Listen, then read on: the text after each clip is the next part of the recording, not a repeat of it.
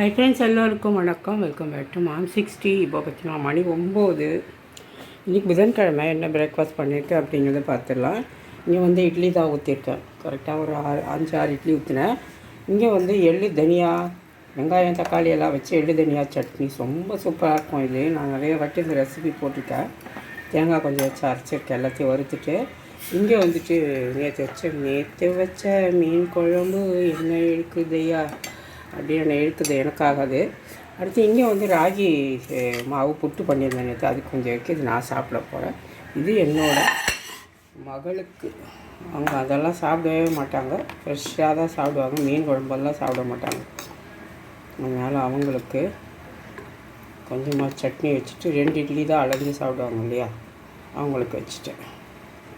அதுதான் ஃப்ரெண்ட்ஸ். இப்போ மணி 11:50 ஆகுது. இன்றைக்கி வந்து என்ன சமையல் பண்ணிருக்கேன் அப்படின்னு பார்க்கலாம். மீன் வந்து ஃப்ரீசரில் எடுத்து வச்சுருந்தேன். அது என்ன ஒரு தப்பு வேலை இன்றைக்கி பண்ணேன் பார்த்தீங்கன்னா, மார்னிங் எடுத்து வெளியே வச்சாச்சு. இது என்ன மிஸ்டேக் நடந்ததுன்னு பார்த்தீங்கன்னா, நான் எடுத்து வச்சுருந்தா எனக்கு தெரிஞ்சிடும். அதிசயமாக இன்றைக்கி என் பொண்ணுக்கிட்ட கொடுத்து ஃப்ரீசரில் வை மசாலா போட்ட மீன் அப்படின்னு சொன்னதுக்கு கரெக்டாக தான் அவள் வச்சுருந்தா. நான் என்ன பண்ணிட்டேன் பார்த்தீங்கன்னா, வேறு ஏதோ டப்பா வச்சுட்டு வெளியே வச்சுட்டு ஒரு 11:30 மணிக்கு பார்க்குறேன், அது வேறு எதுவோ திரும்ப எடுத்து வச்சு தண்ணியில் வச்சு பண்ணுறதுக்குள்ளே அது கல் மாதிரி ஆச்சு. எப்படியோ வச்சு அட்ஜஸ்ட் பண்ணிட்டேன், வறுத்துட்டேன். இன்னும் கொஞ்சம் வறுத்துக்கலாம். வாங்க ஃப்ரெண்ட்ஸ், என்ன சமையல் பண்ணி வச்சுருக்கேன் அப்படிங்கிறத பார்க்கலாம். அதில் வந்து கொஞ்சம் சாதம் இருக்குது, நான் தரக்கில் சூடாக இருக்குது எனக்காக. சாதமே நான் குக்கரில் வச்சு 2 விசில் வச்சு எடுத்துக்கிட்டேன். இங்கே வந்து இந்த ரோஹு மீன் வந்து ஃப்ரிட்ஜில் வச்சுருந்தேன்னு சொன்னேன் இல்லைங்களா, அதை எடுத்து இன்றைக்கி வெங்காயம்லாம் கொஞ்சம் மேலே போட்டு வறுத்து பாருங்கள், ரொம்ப டேஸ்ட்டாக இருக்கும் அந்த வெங்காயம் சாப்பிட்றதுக்கு. அது கொஞ்சம் இந்த ஃபைபர் கண்டென்ட் கூட நம்மளுக்கு சேரும். சூப்பரான ஒரு ரோஹு மீன் வறுவல். அது எப்படி இருக்குது சாப்பிடும்போது நான் சொல்கிறேன். அடுத்து இங்கே வந்து பொன்னாங்கண்ணி கீரை வந்து பாசி பருப்பு போட்டு தேங்காயெலாம் ஊற்றாமல் கூட்டு மாதிரி பண்ணியிருக்கேன் கொஞ்சமாக. அடுத்து இங்கே பச்சை மிளகு சீரகம் வச்சு ரசம் வச்சுருக்கேன். இங்கே நேற்று வச்ச மீன் குழம்பு அப்படியே இருக்குது.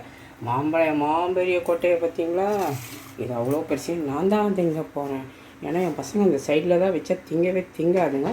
அது மட்டும் இல்லை, இங்கே வந்து பார்த்திங்கன்னா இட்லி ஊற்றணும் என் பையனுக்கு டின்னர் பாக்ஸுக்கு. அப்புறம் காலையில் வச்ச வெங்காய சட்னி வச்சுருக்கேன், அதெல்லாம் வச்சு இட்லி ஊற்றி கொடுக்க போகிறேன். என் பொண்ணு என்ன பண்ண போகிறான்னு எனக்கு தெரியாது. அப்புறம் வந்து பார்த்திங்கன்னா இங்கே ஒரு எக்கும் ஒன்று பாயில் பண்ணி வச்சுருக்கேன் என் பொண்ணுக்காக. இதான் இன்றைக்கி லஞ்ச். உங்கள் வீட்டில் என்னென்னு சொல்லுங்கள். எப்போவுமே மீன் குழம்பு செஞ்சால் தான் அடுத்த நாள் இப்படி தான் இருக்கும் ஏதாவது ஒன்று. உங்கள் வீட்டிலலாம் எப்படின்றது மறக்காமல் கமெண்ட் பாக்ஸில் சொல்லுங்கள்.